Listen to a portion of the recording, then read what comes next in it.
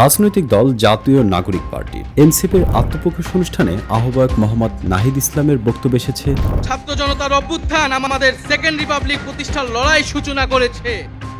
কিন্তু second Republic বলতে প্রকৃতপক্ষে তারা কি বোঝাতে চাইছেন সেটি অনেকের কাছেই স্পষ্ট নয়। সেকেন্ড রিপাবলিক ধারণাটি ফ্রান্সের ইতিহাসের সঙ্গে ঘনিষ্ঠভাবে যুক্ত।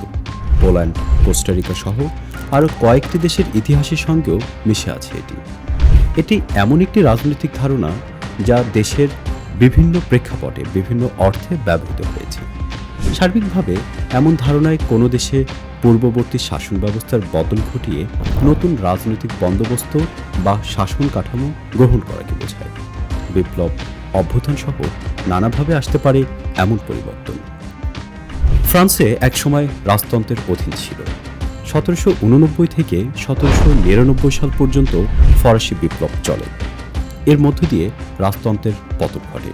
তবে বিপ্লব চলার মধ্যেই 1792 সালে ফ্রান্সে প্রথম রিপাবলিক ঘোষণা করা হয়। ফ্রান্সে 1804 সাল পর্যন্ত প্রথম রিপাবলিক টিকেছিল। এরপর আবার রাজতন্ত্র শুরু হয়। এ পর্ব চলে 1848 সাল পর্যন্ত। ওই বছর ফ্রান্সে দ্বিতীয় রিপাবলিক ঘোষণা করা হয়। এটি টিকেছিল 1852 সাল পর্যন্ত। সংক্ষিপ্ত সময়ের জন্য হলেও সেকেন্ড রিপাবলিক ফ্রান্সের ইতিহাসের একটি গুরুত্বপূর্ণ অধ্যায় হিসাবে বিবেচিত হয়।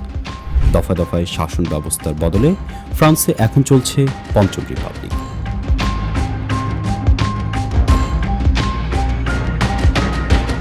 সেকেন্ড রিপাবলিক বলতে জাতীয় নাগরিক পার্টি আসলে কি বোঝাতে চাইছেন, এ বিষয়ে দলটির জ্যেষ্ঠ যুগ্ম আহ্বায়ক আরিফুল ইসলাম আবিদের কাছে আমাদের প্রশ্ন ছিল।